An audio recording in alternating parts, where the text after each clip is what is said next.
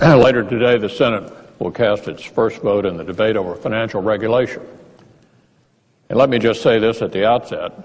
Republicans are united in our desire to protect the taxpayer from those who would put them and our nation's financial system at risk through recklessness, stupidity, greed, or some combination of the three.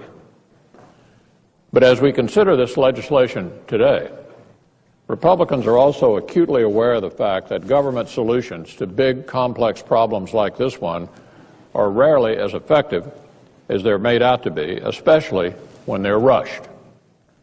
And Republicans are conscious of something else this morning, too, when it comes to fixing the problems that we see in the economy or in our health care system or anywhere else. The days of taking the Democrats' word for it are over. Now, when it comes to financial regulations, my constituents have a fairly short list of demands.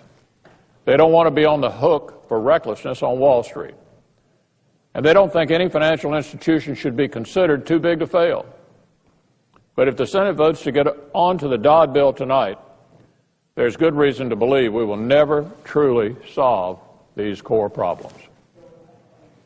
Some on the other side may deny this, but the fact is the bill that the Majority Leader wants to bring to the floor tonight still contains a number of loopholes that enable future bailouts.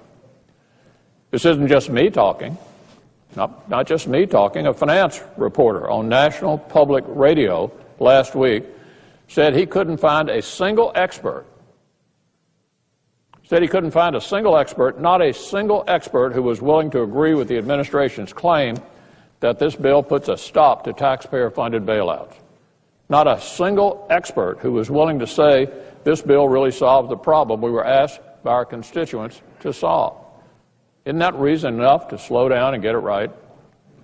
This is a financial expert on NPR, not exactly a bastion of conservatism, who said he couldn't find a single expert anywhere in the country that thought the bill that we'd be voting to go to this afternoon ended taxpayer-funded bailouts. If we can't look our constituents in the eyes and tell them with absolute certainty that we've addressed their core concerns, then tell me, why are we voting on this bill? The Democrats want us to trust them on this one. With all respect, Americans aren't in a trusting mood.